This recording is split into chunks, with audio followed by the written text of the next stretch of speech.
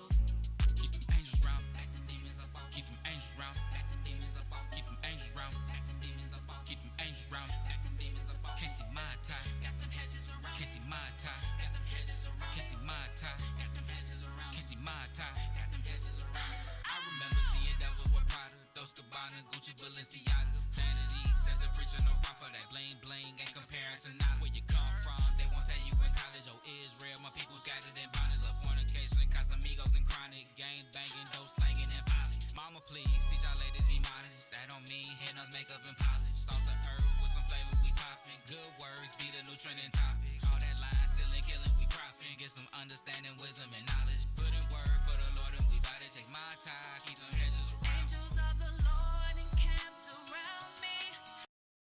Angels of the Lord encamped around me. Angels of the Lord encamped around me. Angels of the Lord encamped around me.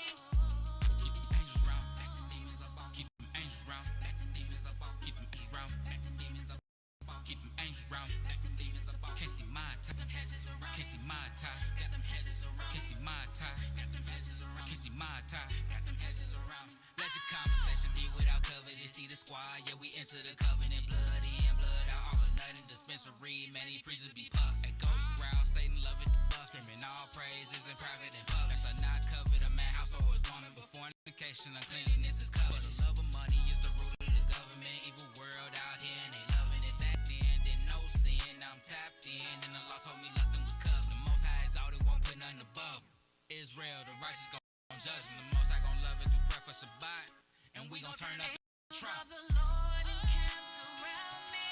Angels of the Lord encamped around me. Angels of the Lord encamped around me. Angels of the Lord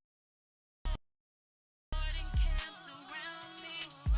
Keep them angels round, back them demons up off. Keep them angels, back them demons up off. Keep them angels round, back them demons up off. Can't see my tie, got them hedges around. Can't see my tie, got them hedges around. Can't see my tie, got them hedges around. Can't see my tie, got them hedges around. Hebrew business. Yeah.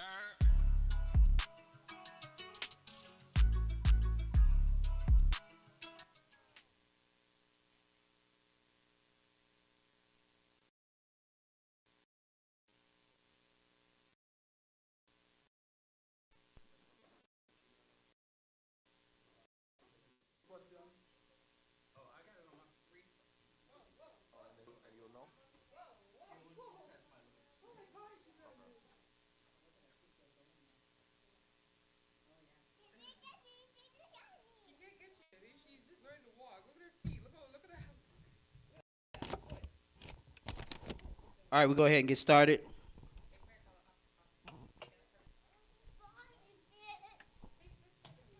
All right, we're going to go ahead and get started with Q&A. We'll ask the brothers to uncover your heads. The sisters, please cover your heads. We'll stand and face Jerusalem and open up with a prayer. Our Father, which art in heaven.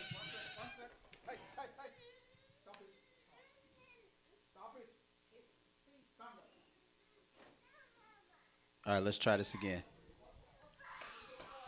All right, the mics are live, including that back one. The mics are live, including that Q&A mic back there. All right, we're going to try this again. Our Father, which art in heaven. Our Father, which art in heaven. Hallowed be thy name. Hallowed be thy name. Thy kingdom come. Thy kingdom come.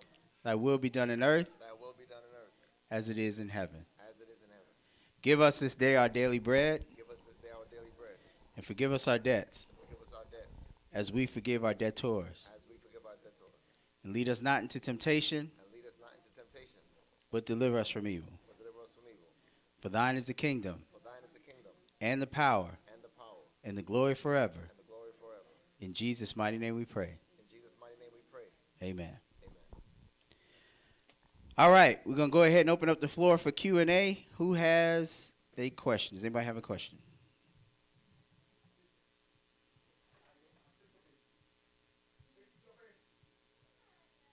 Again, that mic back there is live. Oh, we're like super dark on here. Let me fix this. Yeah, and our heads are cut off. Hold on.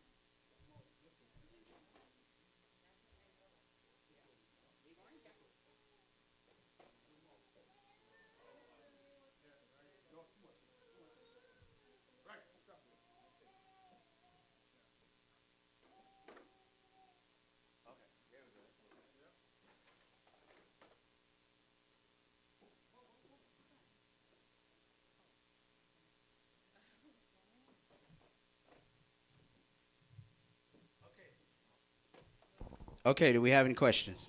You got one? I have a couple. Okay, what you got? Next one. Okay, so I've been hearing since like I don't know 5, 6 years old, somewhere that the Antichrist / son of perdition, man of sin, the one to issue the mark of the beast is going to be the Pope, right? I've been hearing that. So my question is, should we be more diligent in saying that whoever it is that sits in the is it the Holy Temple, claiming to be God? Okay. Whoever it is, instead of it's the Pope. What if it's not the Pope, and we don't pay attention? Like, so I guess that's my question. Okay, your question is, just to be clear, what is the question? So should we be more what's the word? Vigilant? And saying that whoever it is that whoever it is, doesn't matter who it is. Or cautious. Like, instead of just saying it's the Pope. Because I've been hearing that for a long time. Mm-hmm. What if it's not the Pope? What if it's whoever it is? Like it was from today's class, it says, when you see the abomination of desolation sit in the holy place claiming to be God, whoever that is, should we not be saying that instead of waiting for the Pope to be the person? Because if we're alive at the time and it's not, and it could be the man of sin right there, and because it's not the Pope, we think it's not him, and we think it's not the time to flee. Okay, I think I understand the question. Okay. You saying to indicate specifically who it is may be a handicap in recognizing who it is. That's what you're saying. Thank you. Yes, that's Is that what you're saying? Right. Okay. All right. Okay, good question. Let's go to Revelation.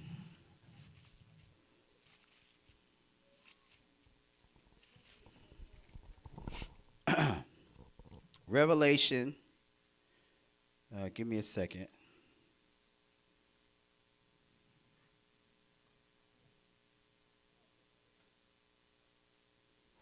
Give me 1 second.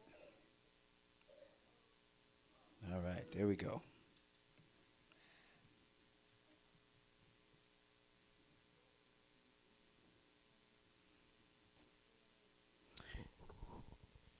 Revelation 20.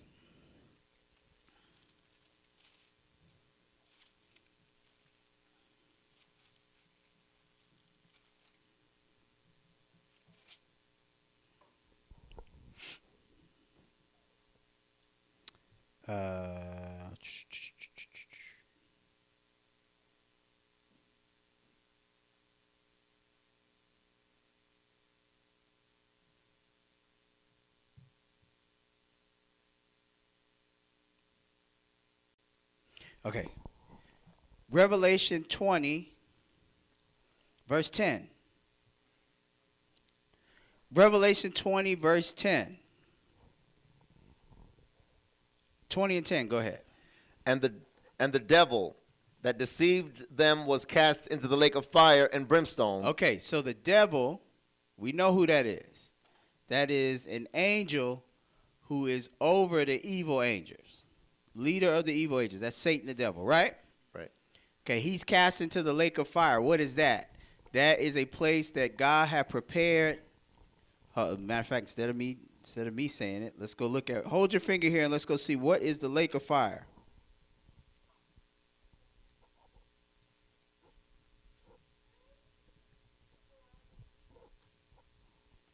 Matthew 25. Hold your finger. We're coming back to Revelation 20.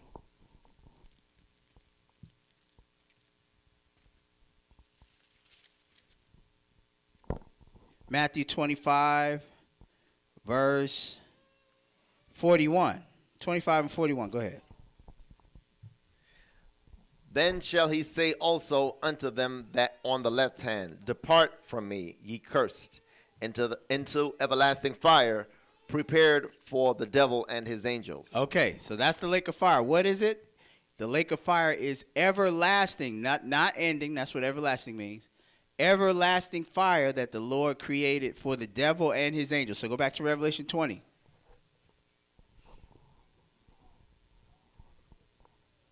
Revelation 20, verse 10 again. Go ahead. And the devil that deceived them was cast into the lake of fire and brimstone, where the beast and the false prophet are, and shall be tormented day and night forever and ever. Okay, so according to this verse, the devil in the lake of fire, that's everlasting fire, right? Is he there? No, he is not. Who else is in the lake of fire? Matter of fact, who made her before the devil? The beast and the false prophet. The beast and the false prophet, right? So you got two other people that are in the lake of fire with the devil. So out of those two beings, what do we have? One of them is the beast. That's what the Bible calls him, right? Call the other one. The false prophet. The false prophet. The false prophet give us, if we focus on the false prophet, does that give us any characteristics of what we're looking for when we talk about whoever that is? Does that give us any characteristics? Yes or no? Yes. Does it give us definitive, distinctive characteristics? And what are those distinctive characteristics? So that means we're looking for what type of man. Based on that, matter of fact, let's not make that determination yet. Let's now go to Revelation 19. Revelation 19.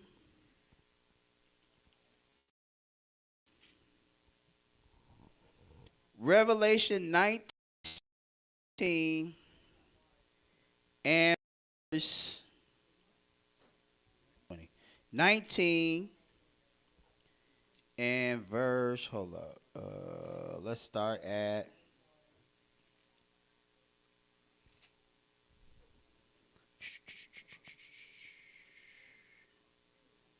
start at 19. 19 and 19. Go ahead. And I saw the beast and the kings of the earth and their armies gathered together to make war against him that sat on the horse and against his army. Okay, so now, in verse 19, do we see anybody that we also saw in verse 20 that ends up in the lake of fire? That's a yes or no question for you. Okay, we see the beast. And who is the beast accompanied with? The kings of the earth and their armies, right? Right? Okay, so when we talk about the beast, at least in this verse, we see the beast with the kings gathered together to make war against him that sat on the horse and against his army. That's talking about the Lord, right? Right. Okay, verse 20. And the beast was taken, and with him the false prophet that wrought miracles before him, them that had received the mark of the beast, and them that worshipped his image. Okay, so now, out of the two beast and the false prophet, who was the one that did miracles, that deceived the people, that had them worshiping the image, and had them receive the mark? Who was doing that? The false prophet. The false prophet. Okay, so now, when we're looking for a false prophet, again, are we looking for anybody, or is the title of this person giving us some sort of indicators to look for? So again, there, before we make that judgment call, because we don't normally, we don't normally call, like, your average drug dealer on the street. Do we call him a false prophet? No. Generally, no. Your average pimp or hustler on the street. How about your hustlers in white collar, the white collar crime, your average white collar criminal? How about a politician? Do we use that? How about a good politician who is, trying to call them a prophet? No. What kind of man do we refer to as a prophet or a false prophet? pastor. That would be a religious man, right? Generally, that's who we're talking about when we talk about a prophet or a false prophet. So that's ultimately what that's indicating to us, that we're talking about a religious figure, right? That's ultimately what that's indicating to us. Now, let's go to 2 Corinthians 11.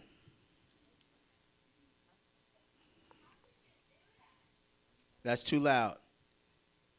That's too loud. 2 Corinthians 11, because it calls this particular man, remember, this is the guy that did the miracles.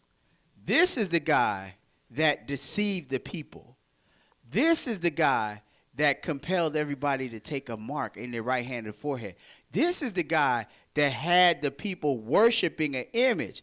Generally, secular men, or men who are not professing some sort of religion, generally they aren't really talking about worship and stuff like that. Generally, it's religious people that's talking about that. 2 Corinthians 11 and verse 13. Go ahead.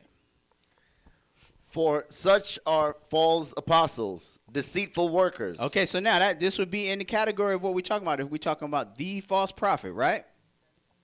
Right. This would be in that category, right? Such are false apostles, deceitful workers. Keep going. Transforming themselves into the apostles of Christ. Okay, so now this is a warning about what type of false apostles specifically. What type of false prophets specifically is this warning us against? Because again, we know that other religions have what they call prophets, right? Even evil religions, even demonic types of ways of life, tarot cards, psychics, stuff like that. You know, they even talk about having prophetic powers and being prophets of sorts, right? Is the Bible warning us not to be deceived by a psychic false prophet, or a Muslim false prophet, or a Buddhist false prophet? Is the Bible worried about us being, as Christians, being deceived into following those people? No, well, it tells us not to follow them, but it doesn't really, it's not getting into like deception is why you're following it. You're following it and you're not really knowing that you are being, that's what deception is, right? What the Bible's telling us about all those other religions is don't leave the real God and go follow a false God, right? That's a false God altogether. So that's why it's a false prophet, because that's a false God. This deception specifically that we're being warned about here is about prophets who are trying to deceive you. And how they deceive you? Because they're coming in the name of your God. They're saying they represent your God, right? Read verse 12 again, 13 again. Go ahead. For such are false apostles, deceitful workers, transforming themselves into the apostles of Christ. Uh-huh. And no marvel, for Satan himself is transformed into an angel of light. Uh-huh. Therefore, it is no great thing if his ministers also... Whose ministers? Satan's ministers, right? It is no great thing if his ministers what? Therefore, it is no great thing if his ministers also be transformed as ministers of righteousness, whose end shall be according to their works. Okay, so we got false apostles specifically transforming themselves into the apostles of Christ. So what we are looking for, first of all, with this man of sin, this son of perdition, what we are looking for, number one, can we say that we are looking for a religious man based on what we just read? Yeah. Those three scriptures alone. Can we say we're looking for a religious man? So that in and of itself is already an identifier that most people who say they understand about that there's going to be an antichrist or whatever, because the Bible don't even call him the antichrist. That's first of all. The Bible don't even call him that. The Bible calls him the false prophet. You're not going to read nowhere in the Bible where it says, and the Antichrist made everybody do this. It's not going to say that. The Bible calls him the false prophet. So that's why we call him the false prophet. And that's why we make the distinction that, first of all, you're looking for a religious man, because most people ain't looking for that. Most people are looking for some sort of Arnold Schwarzenegger type dude who raises up and rules the world with an iron fist, right? And in their minds, he's Antichrist because he's the bad guy. And really, that's what Antichrist has grown to mean socially, right? Anybody ever heard of social Christians? Anybody ever heard of that? That's a term that a lot of Gentiles use. You heard of that, right? You know what I'm talking about? See, I've been doing a little research. So a lot of Gentiles go by this thing called social Christian, which means they're not really talking about this per se. What it means to them is they are a good person as opposed to a bad person. It ain't really got nothing to do with this per se. In terms of, I don't really go to church and I don't really follow whatever the book is saying, but I'm a social Christian, meaning, I try to be a good person. I try to be a moral person, so forth and so on. So when you're talking Antichrist, a lot of times that's what they think. They're talking about the bad guy. That's what they talking about generally. That's why when you see them do movies and do demonstrations and video and stuff like that, it's usually some dude in a suit with a shadow coming up on him like this, like he a bad guy. It don't generally have nothing to do with Christ at all in terms other than he's a bad guy. That's not how the Bible depicts this. The Bible is saying this is a man coming in the name of Christ and deceiving as false prophets do. So that's the first thing we got to identify is that he is a religious man. Now, and specifically when we talk about a religious man, we talk about somebody who's coming in the name of Christ. So now, let's go to Daniel. Well, no, let's go to Matthew 24. Matthew 24, and we're going to look at the abomination of desolation.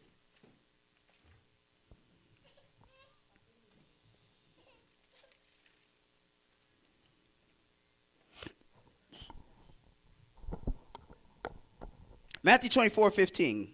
When you get it, go ahead. When ye therefore shall see the abomination of desolation spoken of by Daniel the prophet. I'm sorry, before we read this, I jumped ahead.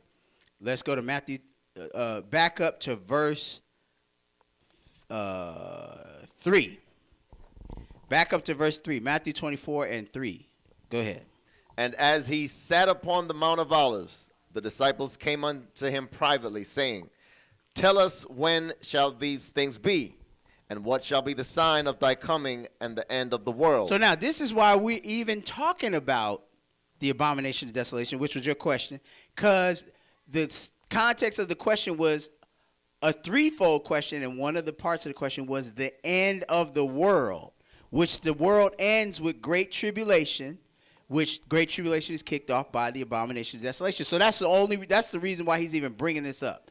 So number one, we've already established, we feel it's important to identify that the Bible does not call this guy the Antichrist. Meaning the Bible is not just saying he's a bad guy. The Bible is saying he is a false representative of Christ. He is a false prophet, and he is coming in a religious wrapping, right?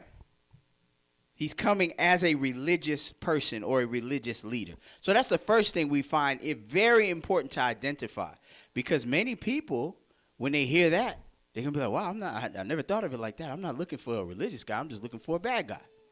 So now, the disciples asked Jesus, among other things, what is the sign of the end of the world? Notice what his response is. The first thing he says, verse 4, go ahead. Verse 4, and Jesus answered and said unto them, Take heed that no man deceive you. Look at this. Now he's talking to the disciples, right? Right. So how could the disciples be deceived? Are the disciples going to be deceived by, like, after Christ dies, goes back to heaven, then, after a while, then here come Muhammad on the scene. And Muhammad got something, and he talking about Allah, and they ain't even talking about the Sabbath and none of the laws. They got a whole thing. Are the people that's been following the disciples and staying true to his word, they going to be deceived by that? No, that ain't what the warning is.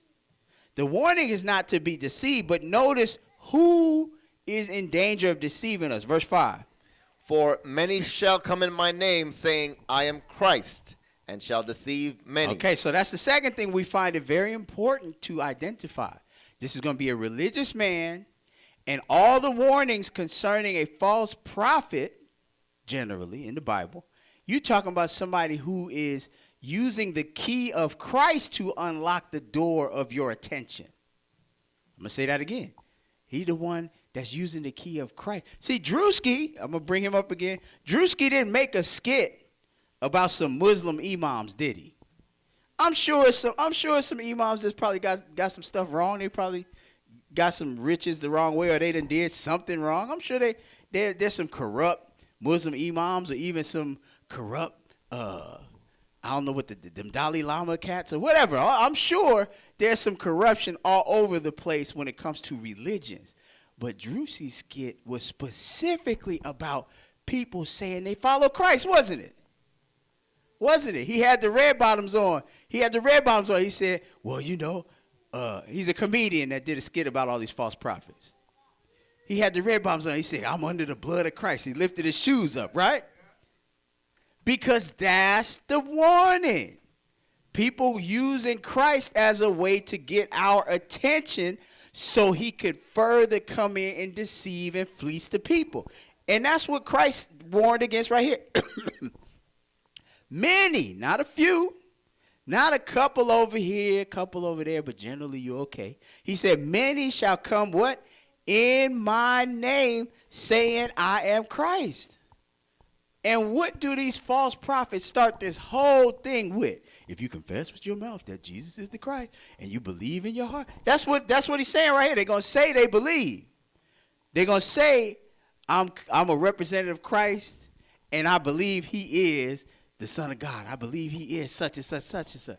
Many shall come in my name, saying, I am Christ, and shall deceive many. That's the first warning, right? Right. Okay, now drop down to 15 and go ahead. Verse 15. When ye therefore shall see the abomination of desolation spoken of by Daniel the prophet stand in the holy place, whoso readeth, let him understand.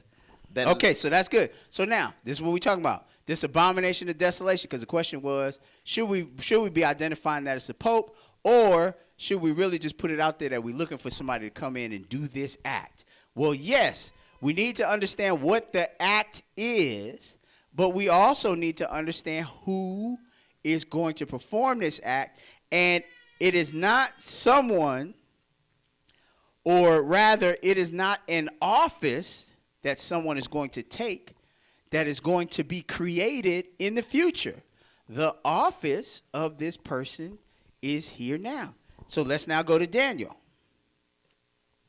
He told us to look for, when we see the abomination of desolation spoken of by Daniel the prophet. So he directed us to Daniel, right?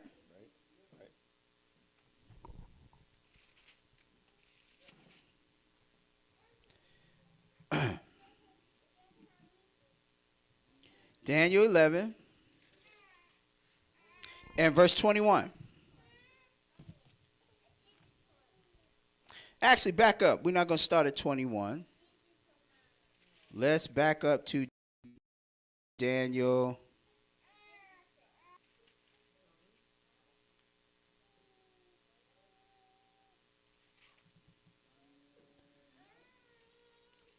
We're going to Daniel 11.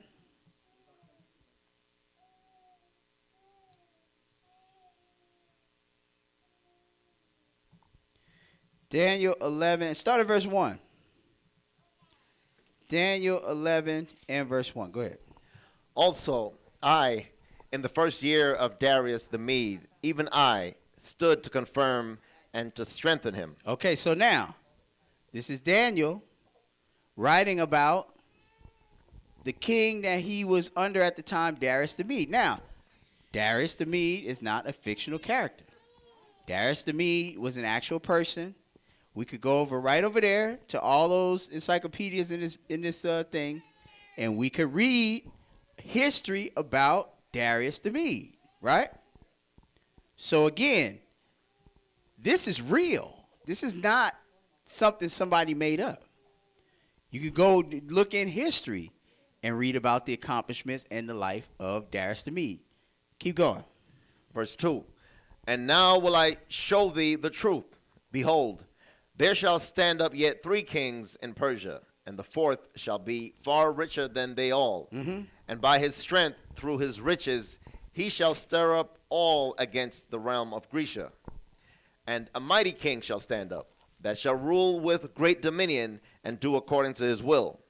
And when he shall stand up, his kingdom shall be broken, and shall be divided toward the 4 winds of heaven, and not to his posterity, nor according to his dominion which he ruled. For his kingdom shall be plucked up, even for others beside those. And the king of the south shall be strong, and one of his princes, and he shall be strong above him, and have dominion. His dominion shall be a great dominion.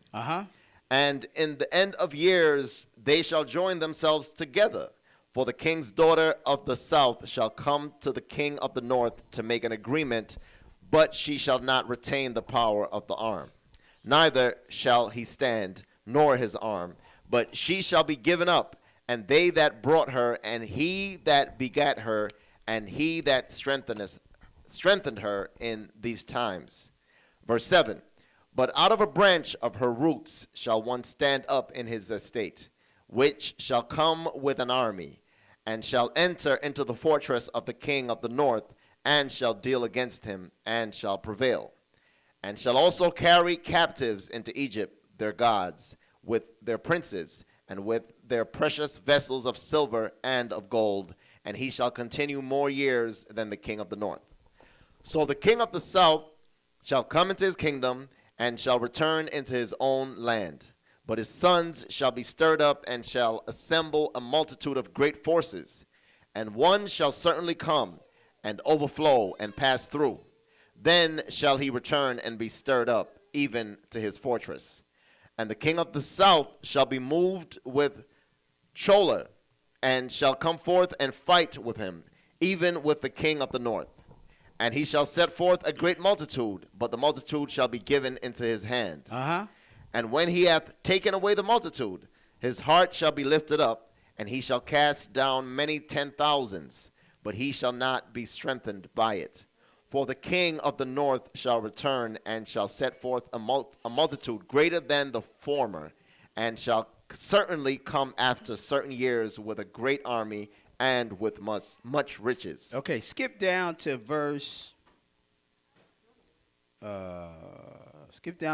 18. Because the whole point here is this is a prophecy, right, about real kings doing real things. So for it to be real, we should be able to go into history and see some of these things play out.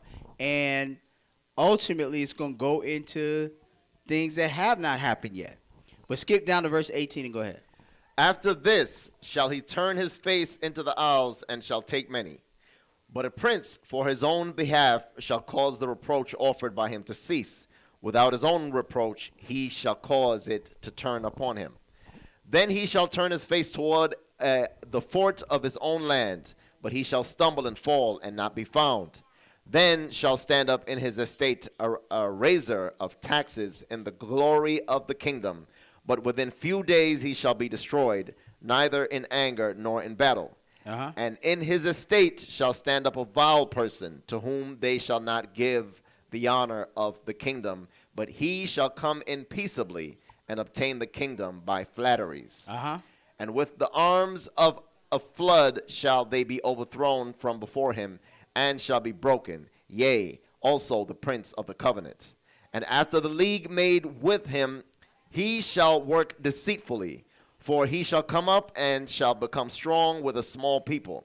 He shall enter peaceably even upon the fattest places of the province. And he shall do that which his fathers have not done, nor his fathers' fathers. He shall scatter among them the prey and spoil and riches. Yea, and he shall forecast his devices against the strongholds, even for a time.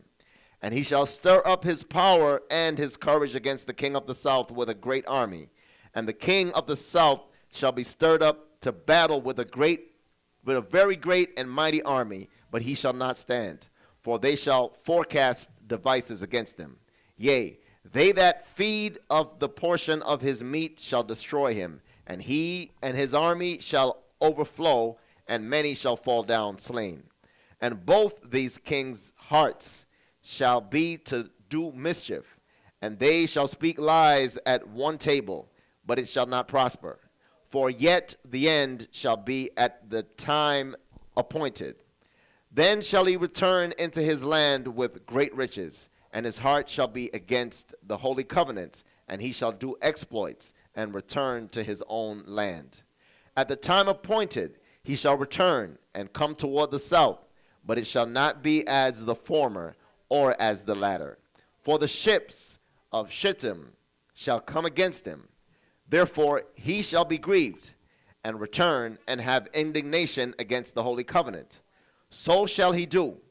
He shall even return and have intelligence with them that forsake the holy covenant.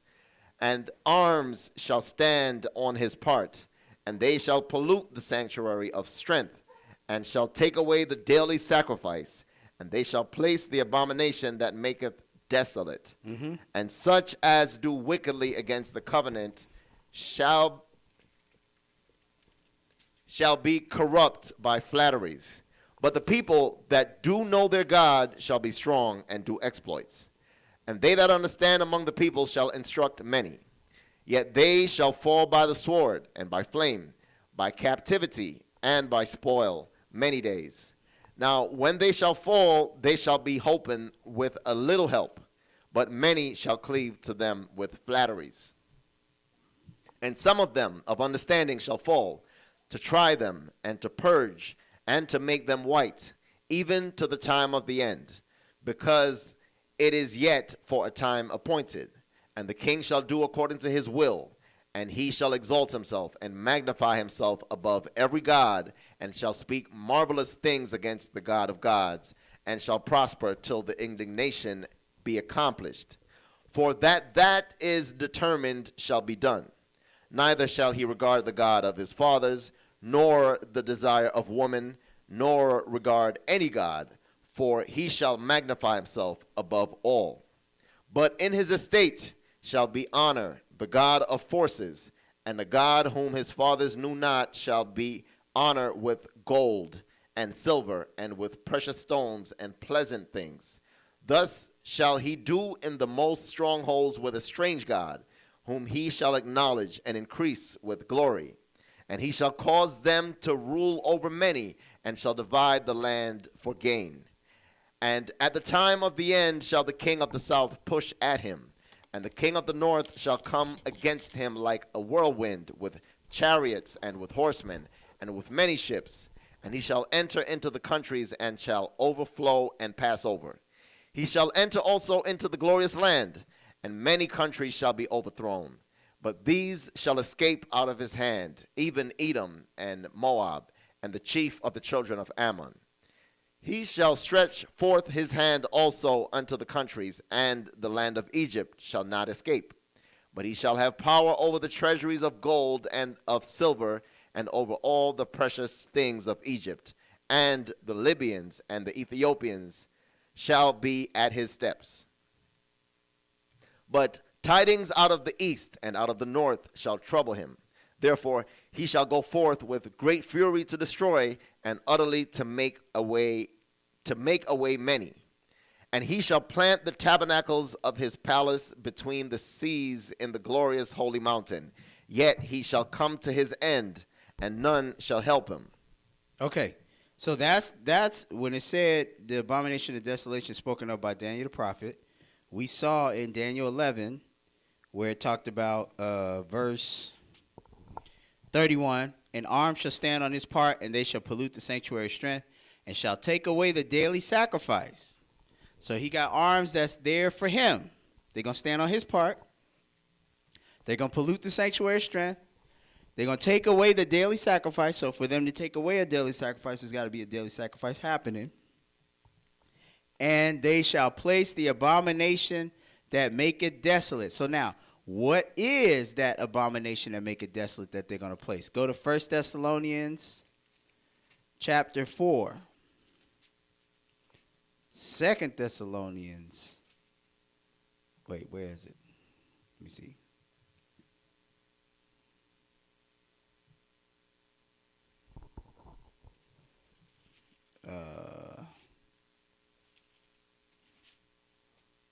First Thessalonians? Oh, wait, hold on.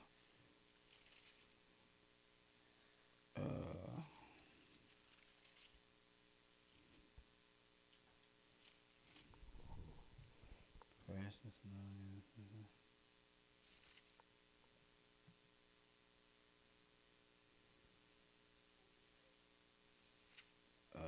Hold on.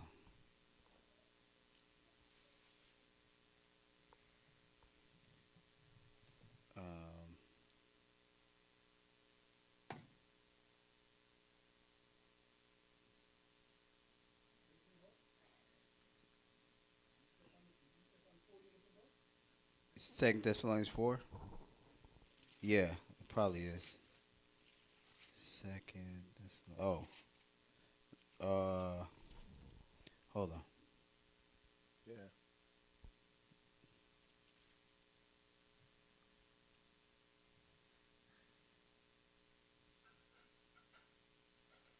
Where is it?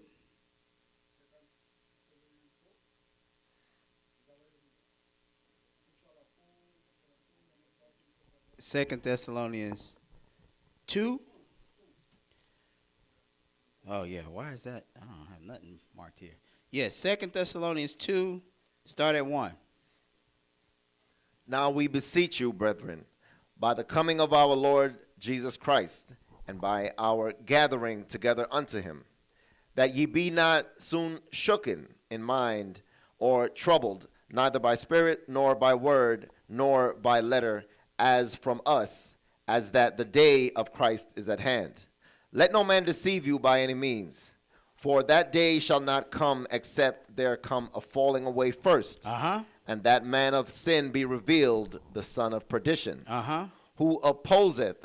So this is telling us the day of the Lord can't come until this happens, right? That's what it's saying. So again, we know this abomination of desolation starts Great Tribulation. Great Tribulation is 3.5 years before the Lord's kingdom. So this is that end of the world. The day of the Lord is when the Lord comes back and sets up his kingdom. So this is talking about the Lord can't come back until this abomination of desolation, until this guy is set up. That man of sin be revealed, the son of perdition. And what is he going to do? Verse 4. Who opposeth and exalteth himself above all that is called God, or that is worshipped, so that he as God sitteth in the temple of God, showing himself that he is God. Okay, so that's what it said in Daniel, that they're going to take away the daily sacrifice and place the abomination that maketh desolate. And in Daniel, before we read that, it talked about how he's going to, or around where we read before, after, it talked about where he's going to speak great words and exalt himself, so forth and so on. So that's what the abomination of desolation is. This guy going into the temple saying he is God. So notice in Daniel, let's go back to Daniel. Notice in Daniel it said he's going to come in, because it started talking about all these kings and king activities. But then this guy comes in how? Does he come in with brute force as most kings do? Does he come in with an iron fist and a no-nonsense policy? No, it said he comes in how? With peace. Peaceably, right? And with flatteries. It said that twice, right? Yeah. Then it said his heart is going to be against the holy covenant. Who is that? That's Israel. And or the people who are following the true and living God. It said his heart is going to be against them. He's going to have indignation against the holy covenant. Right? Then he's going to go in the temple and take away the daily sacrifice and proclaim himself to be God. So now, let's keep going. Because this is really a whole lesson. And really, because when it starts talking about him speaking words against the Most High and all that kind of stuff, you can see. So we're looking for a religious man, first of all, right? We're looking for a religious man who is a false prophet, i.e., he's falsely representing Christ, right? That's the type of false prophet we're looking for. A false prophet who is falsely representing Christ. Then we're looking for somebody who is, again, this is a whole big lesson. Let's go to Revelation 17. We got a lesson on this. I'll probably just do it next week. But let's see what else we're looking for. We're looking for a false prophet, a religious man who's falsely representing Christ, who is moving and shaking with the kings of this earth to the point that he is over them of sorts, and he's also presiding over a large. This is no small time cat. That's the whole point. This is no small time. Watch this. Revelation 17:1. Go ahead.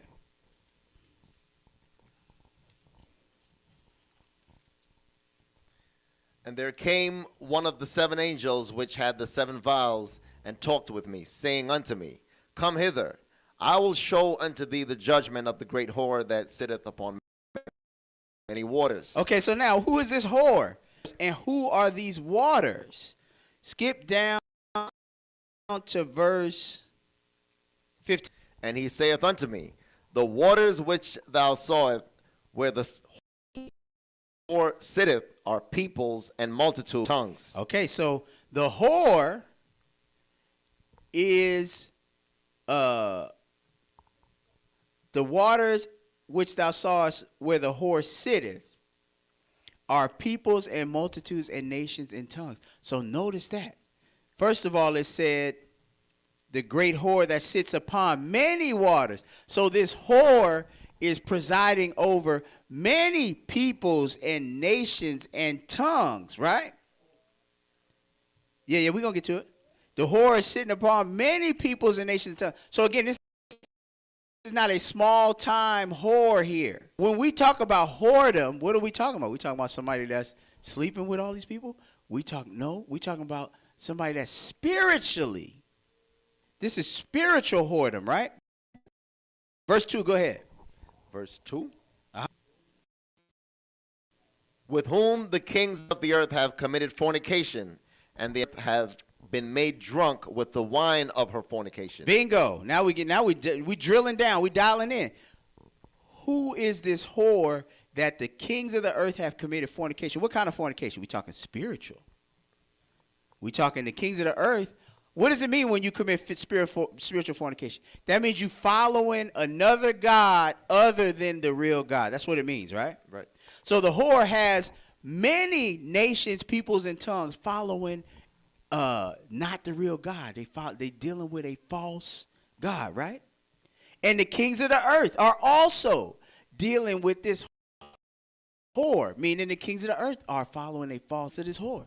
And the inhabitants of the earth have been made drunk with the wine of the fornication of this whore. So what does that mean? That means all these many peoples and tongues are drunk with the doctrine of this whore who presides over many people, right? Now, what else is this whore going to do?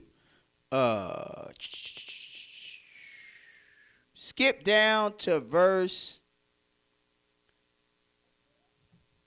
The whore was riding a beast, right?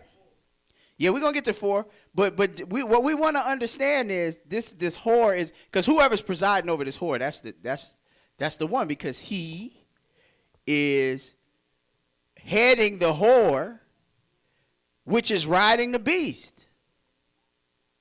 It's the whore. Notice the whore is riding the beast. Let's see what the beast is going to do. Skip down to verse 8 and go ahead. The beast that thou sawest was and is not, and shall ascend out of the bottomless pit and go into perdition. Okay, so can we identify who that beast is? Because that's talking about a government system the last government system before God's government. And whoever it is, they were a government. Right? It says the beast is thou sawest that was, so they were a government, and is not, meaning they lost their power, and shall ascend out of the bottomless pit. So whatever government that happened in the past that's going to rise back to power, that's who that beast is. And the whore is riding that beast. What does it mean when you ride a beast? That means you controlling it, right? That's what this imagery is. So whoever's presiding over this whore, that's the guy. We already know he's a false prophet. We already know we're being warned to look out for people that's coming in the name of Christ. We already know that this whore, which is talking, that's a church. That's a spiritual system. We know that whore is presiding over many kindreds and peoples and tongues. We know that the kings of the earth got some sort of respect for this whore and her head. So now let's see what the beast is going to do. Keep reading. And they that dwell on the earth shall wonder, whose names were not written in the book of life from the foundation of the world, when they behold the beast that was and is not and yet is. Hold your finger there and go to Revelation 13. It said all the people of the world are going to wonder, right? 14. 13. Hold your finger there. We're going back to 17. But it said the people of the world are going to wonder after the beast, right? Right. 13 and 3. Go ahead. And I saw one of his heads as it were wounded to death, and his deadly wound was healed, and all the world wondered after the beast. So that's the same beast, right? Right. Same beast. If we go all the way down to Revelation 13, a few verses later, everybody taking the mark. From the same false prophet that's head of the whore that's riding this beast. Go back to Revelation 17.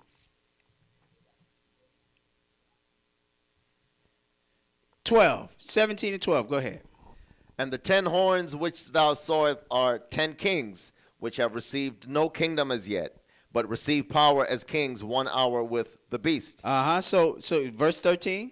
These have one mind, and shall give their power and strength unto the beast. Okay, so the 10 kings, right, which is really a representation of the whole world, because you're going to have the whole world divided into these 10 situations, basically, is what we're saying.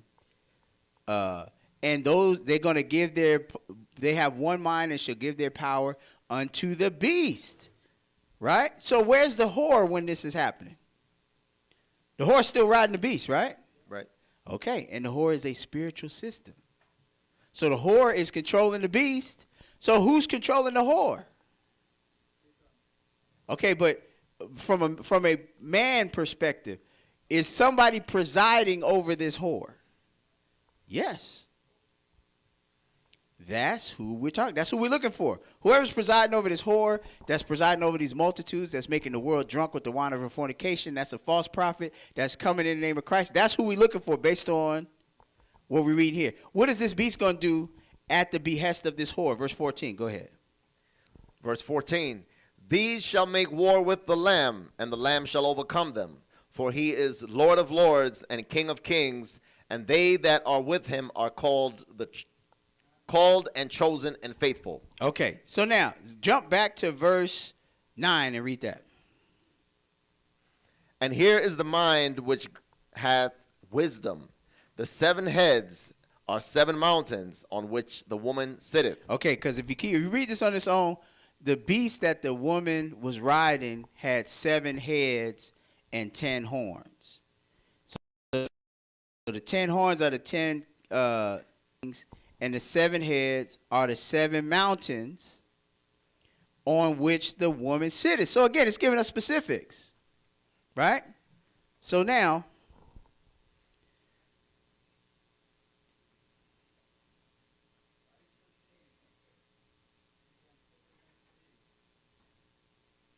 hold on one second.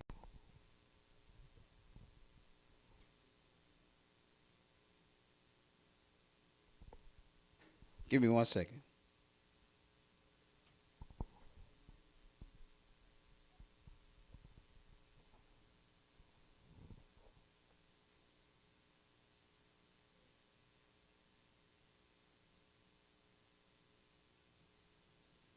Here, read this. This is Wikipedia.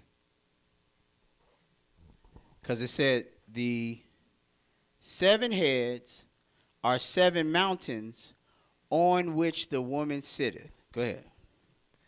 7 hills of Rome. The 7 hills of Rome. Okay, then it's a lot of Don't worry about that. Just skip that. non-English stuff here. Just skip that. East of the river Tiber form the geographical heart of Rome within the walls of the city. Okay. And then it lists the All right. names. So that's cool. So the 7 hills of Rome, right? Rome is known for this. Right? Here we go. Read this. So it says the 7 hills of Rome, east of the Tiber, of the river Tiber, from geographical heart of Rome within the walls of the city. Then read. Hold on 1 second. 1, 2, 3. Hold on 1 second.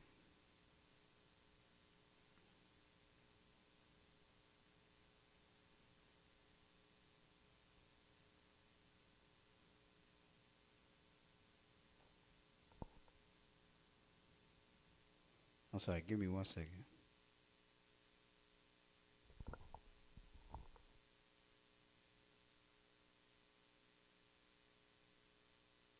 Okay, now read this. Vatican City.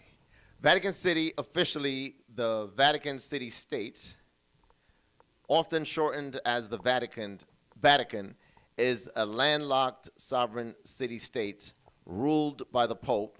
It is an Wait. Read that again, because generally, so everybody knows the Pope is a religious figure, right? right. Everybody understands that, right? He is like a spiritual leader, right? Okay, read that again. Vatican City. So first of all, where he lives is a city, right? Keep going. Officially the Vatican City State. Where he lives is a city-state. What does that even mean? Okay, keep going.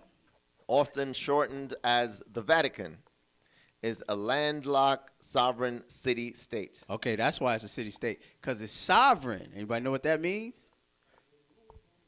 Okay, you got your own rules, your own government, all that, right? Okay, keep going. Ruled by the Pope. What, by the Pope? Ruled by the What Pope. you mean ruled? Rulership is for kings, right? So what they why they talking about ruled when they talk about this religious leader? Talking about he rules a sovereign city-state. What is that all about? Keep going. It is an enclave within the city of Rome, Italy. Okay, all right, so that's good. So the Bible's talking about, here is the mind that has wisdom. The 7 heads on that beast are 7 mountains on which the woman sitteth. The woman is a spiritual system which has a head. The 7, we know that this beast is Rome. The woman's riding the beast. What spiritual system is in conjunction with the Roman Empire? That comes in the name of Christ, that presides over tons of people on the earth, and all these people on the earth are drunk with the wine of her fornication, and all the kings of the earth. Do we need to pull up some pictures of all these presidents kissing this dude's ring? Like, who? So the whole point is, because your question was, what if it's not the Pope? Should we really be pointing it out? In reality, who's really understanding, number one, that this is a religious man, number two, that this beast is Rome, number three, that this last world government is going to have a spiritual system controlling it, number four, that this false prophet is going to deceive and cause people to worship. Like, that's really what we're addressing here, the fact that no one is thinking about it like this. That's why we identify who it is, right? If more people understood these components, maybe we wouldn't have to teach them so strong, but we are trying to illustrate what the Bible is saying. Let's go back to Revelation 13 and we'll end it there. Revelation 13. And verse 11, go ahead. And I beheld another beast coming up out of the earth, and he had two horns like a lamb, and he spake as a dragon. Notice there's two horns there, like a lamb, but spake as a dragon. Notice, coming in peaceably, right? Getting the kingdom by flatteries. If you keep reading in Daniel, it say that he's a king that's diverse from the first. I mean, he's a different type of king. That's why we read that whole part about him ruling over Vatican City, right? So now it says, two horns like a lamb, but spake as a dragon. Verse 12. And he exerciseth all the power of the first beast before him, and causeth the earth and them which So dwell notice there. he's exercising all the power of the first beast. If you read the beginning of this chapter, it's talking about the system, the beast it's talking about, right? And it exercised the power of the first beast before him, and causeth the earth and them which dwell on the earth. Keep going. And causes the earth and them which dwell therein to worship the first beast, whose deadly wound was healed. So notice that. This person is coming in, influencing the world to worship something. So far be it from us to leave all these details out, right? We're looking for a religious man who's falsely deceiving people. The Bible is warning us about false prophets that are coming in the name of Christ. So that's what we're looking for. We know this whole thing is about not being deceived, many coming in his name saying he is Christ. We know that's what the big warning is. He's presiding over a whore who's controlling this beast, who has control over the world. So that lends itself to us understanding that this is not an office that's going to be designed in the end times. And this is not something that is small time, like some sort of mogul type person who rises up after he's born, and he's very learned, and he accomplishes many things in the world. Therefore, he gets all this prestige, and then he starts leading people the wrong way. That's not what the Bible's saying. The Bible's saying this guy presides over a lot of people, and the kings and the earth and the people in the earth are drunk, meaning spiritually, meaning what they believe about God is false because of him. That's what the Bible's saying is happening. And when you put all them things together, name me one other person that fits the bill outside of the Pope. Just one. Any one other person or office or seat that someone can inherit that has all of those characteristics.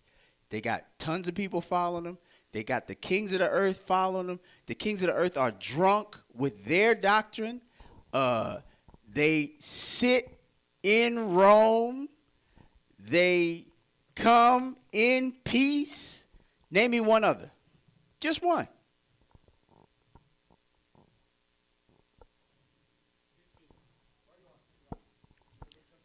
Yeah, we're going to get to 18. Keep reading down. Go ahead. For 13.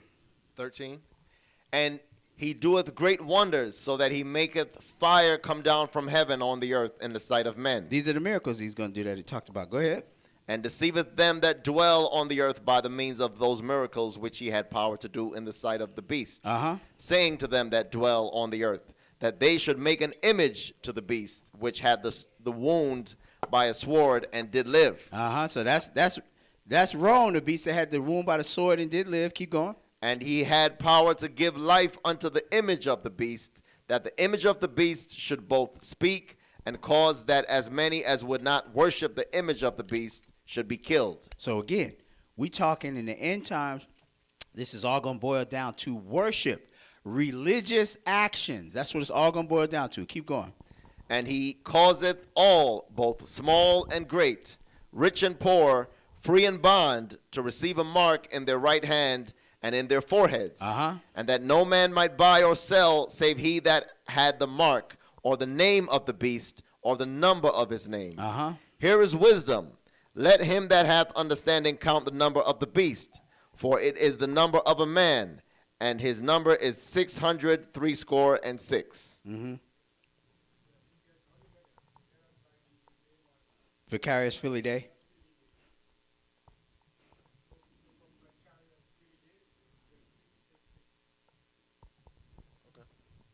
So really, in teaching what we can read here, we are trying to illustrate what the Bible is actually saying. And what the Bible is actually saying is, number one, this is a religious God. Number two, he is going to run the world via a spiritual system that is controlling a secular government. Number three, that secular government existed already. It's not a new government. According to the Bible, it's the beast that was and is not, the one that was wounded by the sword and did live. That is a government that was in power, lost power. So we should be able to look. So first of all, that's telling us already, Revelation 13 and 14, where it says, to make an image to the beast which had the wound by a sword and did live. And Revelation 17, where it says the beast that was and is not and shall rise out of perdition. That is telling us we should already, right now, be able to go into history and identify who that is from a government perspective. Now, we know this is the time of the Gentiles. There's only 4 Gentile beasts, right? You got Babylon, Medo-Persia, Greece, and Rome. So it got to be one of those 4. Rome is the last one. The 7 hills earmarks Rome.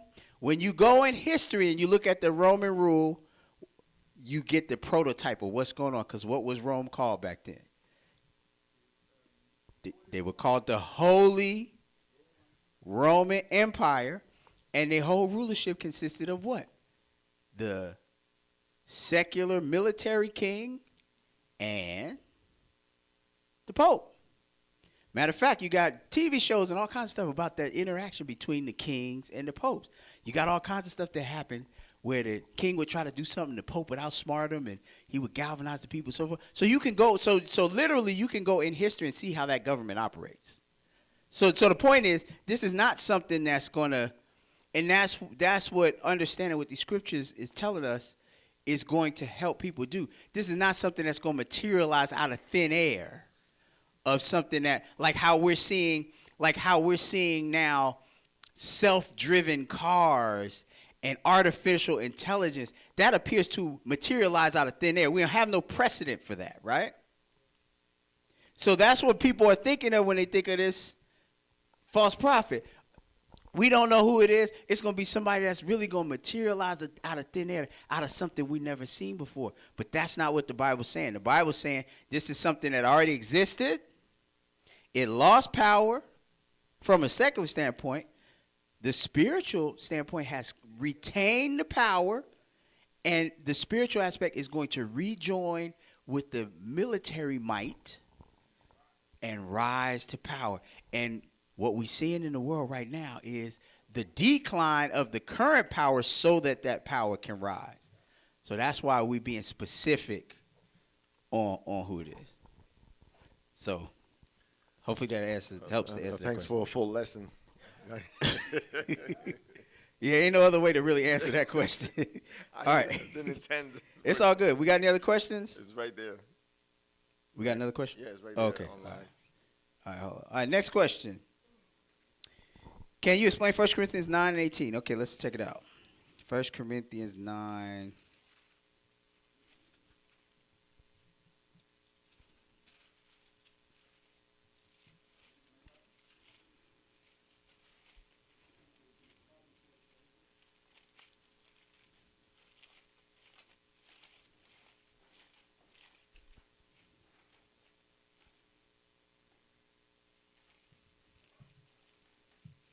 First Corinthians 9.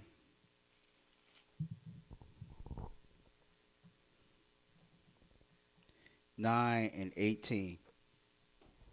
Okay, go ahead and read that. What is my reward then?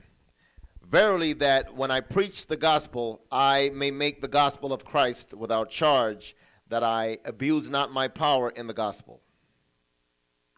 Okay, so the question is, what can you explain this? What does this mean? Okay, let's back up to verse 1 and we'll read into it. Go ahead. Am I not an apostle? Am I not free? Have I not seen Jesus Christ our Lord? Are not ye my work in the Lord?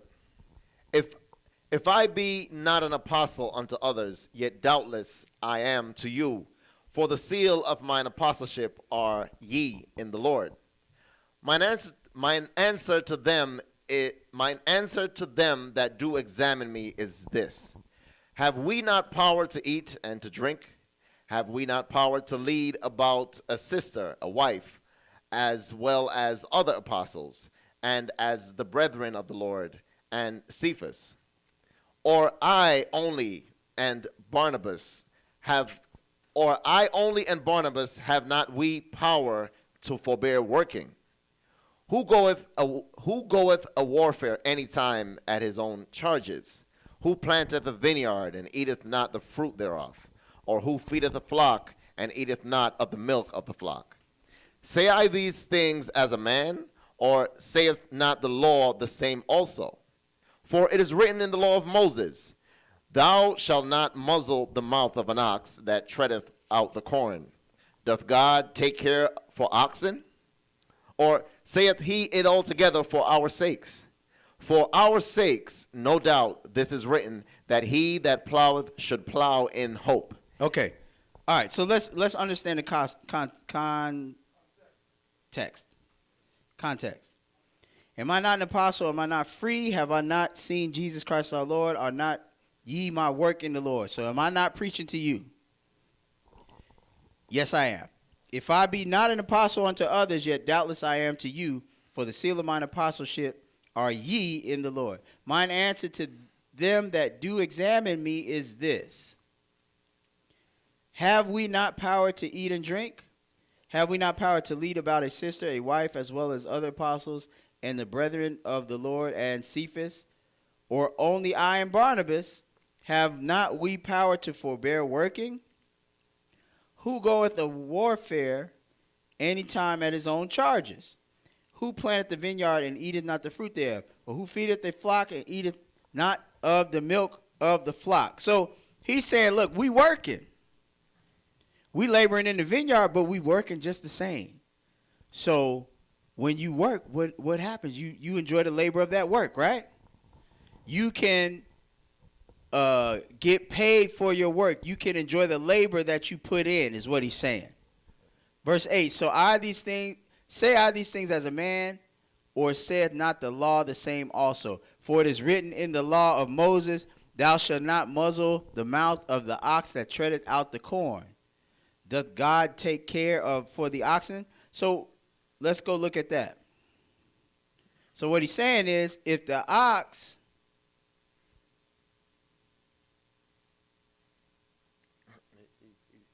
He's added to the question. Okay.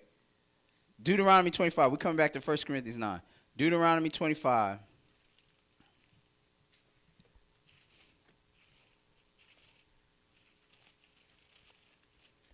Deuteronomy 25.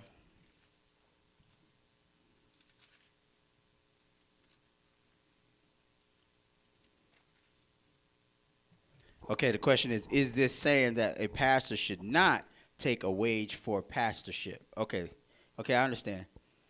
Deuteronomy 25, verse 1. No, verse 4. Thou shalt not muzzle the ox when it treadeth out the corn. Okay, so what that's saying, we can go back to, what is it, 1 Corinthians 9? What that is saying is, if you got an ox that's working, feed it. Let him eat. While if you want to get something to eat while he working, you want to chew something, let him do it. Is what he's saying. Don't muzzle the ox that treaded the corn.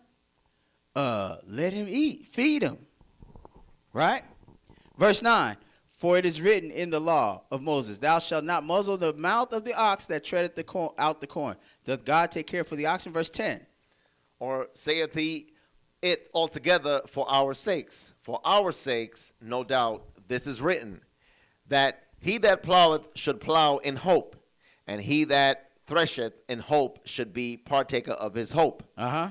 If we have sown unto spiritual things, Is it a great thing if we shall reap your carnal things? So he said, look, we preaching the gospel of Christ. We helping y'all get salvation. Is it a great thing if y'all feed us or, help us out in our journey of preaching this gospel? If we are sown unto you spiritual things, is it a great thing if we shall reap your carnal things? Verse 12. If others be partakers of this power over you, are not we rather? Nevertheless, we have not used this power, but suffer all things, lest we should hinder the gospel of Christ. Do ye not know that they which minister about holy things live in the things of the temple? And they which wait at the altar are partakers with the altar? Even so hath the Lord ordained that they which preach the gospel shall live of the gospel.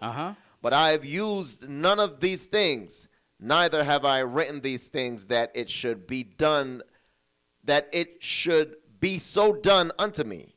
For it were better for me to die than that any man should make my glorying void. So what he's saying here is, hey, we got the right to be taken care of, because we preaching the gospel to you. We out here, hey, it's work, right?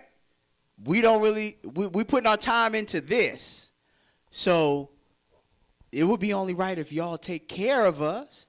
But he's also saying, I'm not utilizing that right. He's saying, nevertheless, we have not used this power, but suffer all things lest we should hinder the gospel of Christ.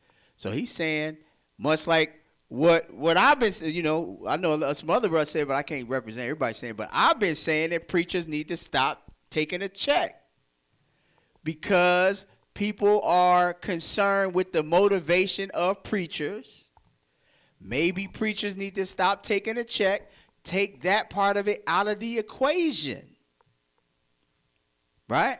And this way, you ain't got to worry about if somebody's motivated by money if they're not making their money that way. If they making their money like everybody else, they just got a job like everybody else, then we ain't got to worry about what their motivation is. That's why I've been telling people, tell your preacher, go get a job, he'll be okay. It could work. Plenty of preachers doing it. Tell them, go get a job application. Go on Monster.com, go on Indeed, go on LinkedIn. You ain't got a skill, go back to school, get a skill, get a job. Stop begging, get a job. And then preach the gospel, because that's what you called to do, period. Right? So he said here, nevertheless, we have not used this power, but suffer all things lest we should hinder the gospel of Christ. Do you not know that they which minister about holy things live of the things in the temple? Right? You look at the priests. But eat from that, right? And they which wait at the altar are partakers with the altar. Even so hath the Lord ordained that they which preach the gospel should live of the gospel. But I have used none of these things, neither have I written these things that it should be done so unto me. For it were better for me to die than that any man should make my glorying void. For though I preach the gospel, I have nothing to glory of, for necessity is laid upon me. Yea, woe is unto me, if I preach not the gospel. For if I do this thing willingly, I have a reward. But if against my will a dispensation is committed unto me, what is my reward then? Verily that when I preach the gospel, I may make the gospel of Christ without charge, that I abuse not my power in the gospel. Man, read that again. What is my reward then? Verily that when I preach the gospel, I may make the gospel of Christ without charge. See, that's what they need to read. Make the gospel of Christ without charge. Stop trying to make money off the gospel. The gospel is not about making money. He said that I abuse not my power in the gospel. So what he's saying is, he said, if I do this thing willingly, I have a reward. But if against my will a dispensation of the gospel is committed unto me, verily that when I preach the gospel, I may make the gospel of Christ without charge, that I abuse not my power in the gospel. So Paul is saying, though it's not not wrong for a person that's laboring in the vineyard from that labor and to take care of themselves or be taken care of in that labor. He's saying he's not activating that right. And we would say the same thing. We're not activating that right because, hey, it's too many people skeptical. You want to be a stumbling block. That, we keep bringing up this comedian that, you had to have somebody that's not even in the word cry out because won't nobody in the church or in the community say anything. Everybody drunk off the doctrine. The false prophets are galvanizing the covetousness of the members. You want to be rich. I want to be rich, but I know you want to be rich too. So I'm going to sell you a dream to sow a seed into me. That's going to make me rich. And then you'll get blessed. It's like a spiritual pyramid scheme.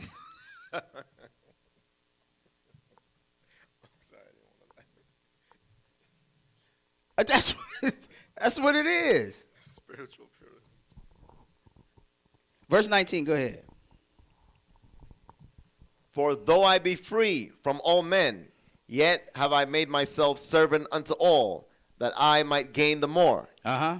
And unto the Jews I became a Jew, that I might gain the Jews. To them that are under the law, as under the law, that Okay. I might gain them that are under the law. Skip down to verse 23. See, so Paul's saying he's doing whatever he got to do to not be a stumbling block, to get the point across. And he's not exercising his right to be taken care of. And you got other passages where Paul say people took care of him because he was out there preaching the gospel. But he not doing like these false prophets and making it like, y'all got to pay me for me to come do this. He's not doing that. Skip down to verse 23. Go ahead. And this I do for the gospel's sake, that I might be partaker thereof with you. Right. Now let's go to chapter 11. Chapter 11.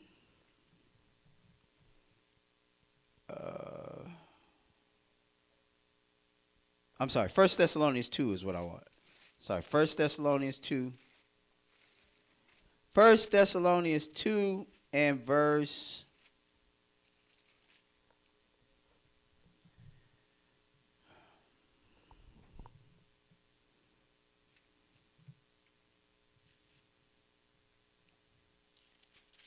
9. For ye remember, brethren, our labor and travail, for laboring night and day, because we would not be chargeable unto any of you. We preached unto you the gospel of God. For remember, brethren, our labor and travail, for laboring night and day, because what? We would not be chargeable unto any of you. We preach unto you the gospel of God. Let's now go to 2 Thessalonians. I don't think that was the one I want. 2 Thessalonians 3.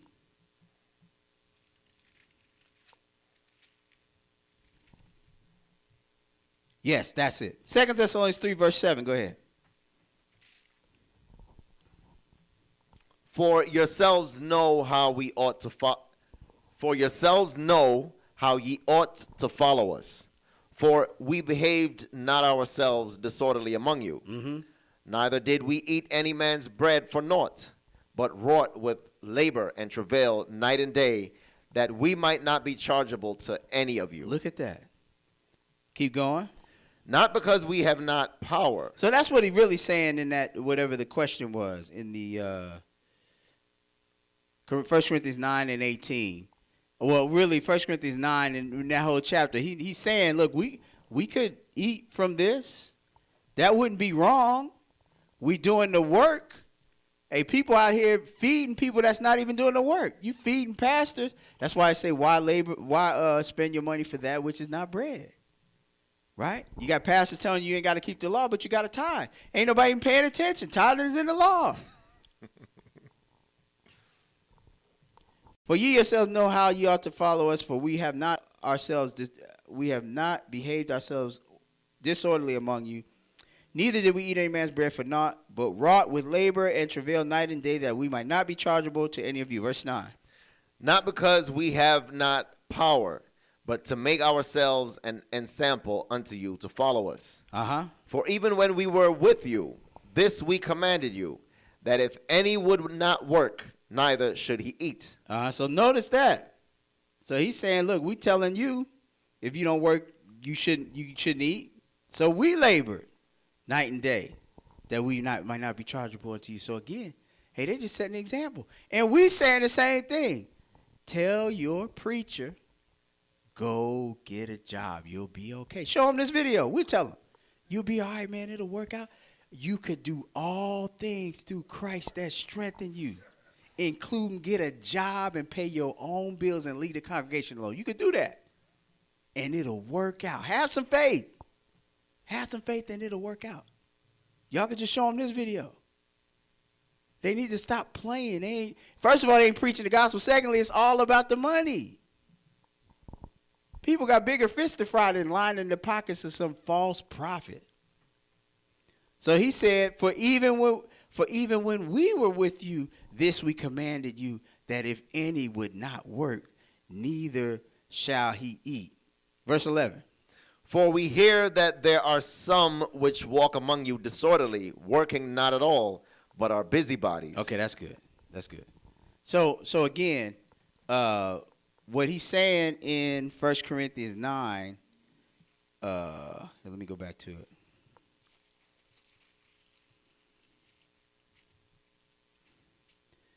What is my reward? Then verily that when I preach the gospel, I may make the gospel without charge, that I abuse not my power in the gospel. Is this saying that a pastor should not take a wage for pastorship? No, well, Paul's saying that you could eat from working in the vineyard. You could, but he's saying that he did not use that power and we understand that for obvious reasons. Again, you could kill all the skepticism in people's motivation for preaching if you took that component out of it. You could preach all you want. You just can't make no money from it. Matter of fact, I'd be surprised to see how many preachers would be left.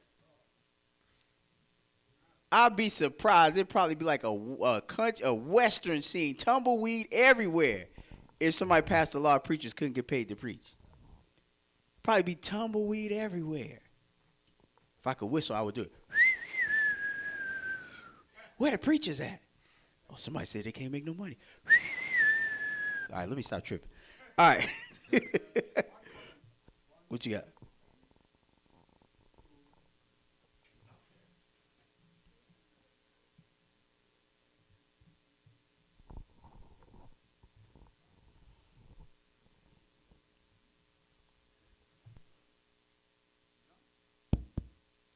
Okay, my comment to is this a sister or brother? Whoever I'm making that thing.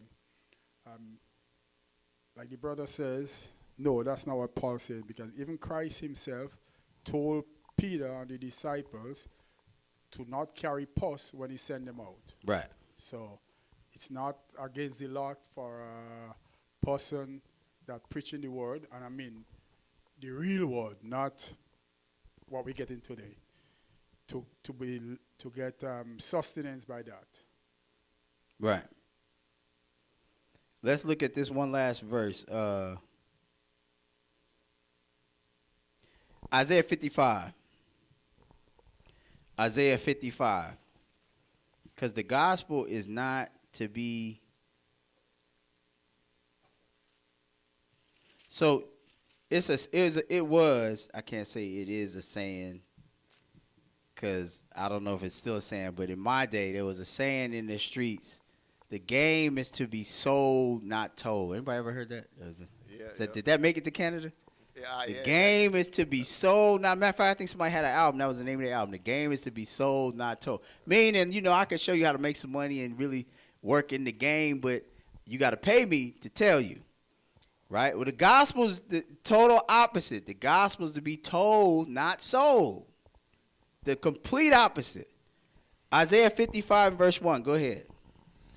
Ho, everyone that thirsteth, come ye to the waters, And he that hath no money, come ye, buy and eat. Look at that. He that hath no money, come buy and eat. So it's saying it's not for sale. The gospel is not for sale. Now, again, if we covetous and we trying to learn some motivational, we trying to get some motivation to make some money, then yeah, that's for sale. And that's why they feel like, yeah, I'm selling this, because you coming here to get convinced that you could be all about the money and you okay with God, and I'm willing to be the one to because he putting his life on the line, because you false prophet, that's the worst job on the planet. But he putting, he choosing to be the one to lie on the word of God. Yeah, he want to get paid. And you want to pay him because you want the return that he's promising. That's what a pyramid is. That's why I call it a spiritual pyramid scheme, because you paying someone else. You paying somebody else in hopes that you get paid. That's the whole mindset behind a pyramid, right? I'm going to give you the money now, and then the next person going to give me the money. And the whole idea is, we just make sure that we're not the ones that get left out and don't get the money passed up. That's the idea of a pyramid. So that's what's going on in these churches. You sow a seed here, come with it. But they just getting so bold with it. The Lord told me. I saw one dude, he had a bunch of envelopes. Come and grab the envelope. If you got the faith, grab the envelope out my hand. We need 20 people to do $1,000. So you got to walk up there, take the envelope out his hand, put $1,000 in it, and give it back to him. You got to be out your mind. Oh yeah, the one dude who asked for the what was he? He's 1,000 plus 1,000. I seen the comedian say, "Why you ain't just say 2,000? What's 1,000 plus 1,000? If you got 1,000 plus 1,000, just say you need $2,000. They're trying to be extra with it. And then somebody came up with their hard-earned money, and the dude, this ain't what I asked you for. You not listening. We said 1,000 plus 1,000. I guess she had 1,300, and she was working on the other 700, and he ain't want it. Ho, everyone that thirsteth, come ye to the waters, and he that hath no money, come ye buy and eat. Keep going. Yea, come, buy wine and milk without money and without price. Uh-huh. Wherefore do ye spend money for that which is not bread? That's what we talking about with these false prophets and these stadiums full of people. They spending their money for that which is not bread. How do we know? Because your pastor telling you ain't got to keep the law, and then he telling you got to tithe. That makes no sense. That's like me telling you ain't got to obey traffic laws, but you got a speeding ticket. You got to pay me the fine for running the red light. I thought you said we ain't have to obey the traffic laws. Well, no, you ain't got to obey the traffic laws, but if you speed down this block, you got to pay me. That's what they doing. Wherefore do you spend your money for that which is not bread? Keep going. And your labor for that which satisfieth not. Mm-hmm. Hearken diligently unto me, and eat ye that which is good, and let your soul delight itself in fatness. Okay, that's good. All right, so hopefully that answers that question. Any questions or comments on that? All right, we got any other questions? You had another one? That's going to be a whole other class. Oh, all right, it's up to you. I'll save it. Okay, cool. All right, we don't have any other questions. We're going to go ahead and stand and face Jerusalem and close out. Our Father which art in heaven, Our Father which art in heaven, hallowed be thy name. hallowed be thy name. Thy kingdom come, Thy kingdom come, thy will be done in earth thy will be done on earth, as it is in heaven. as it is in heaven. Give us this day our daily bread, Give us this day our daily bread, and forgive us our debts and forgive us our debts, as we forgive our debtors. as we forgive our debtors. And lead us not into temptation, And lead us not into temptation, but deliver us from evil. but deliver us from evil. For thine is the kingdom, For thine is the kingdom, and the power, and the power, and the glory forever. and the glory forever. In Jesus' mighty name we pray. In Jesus' mighty name we pray. Amen.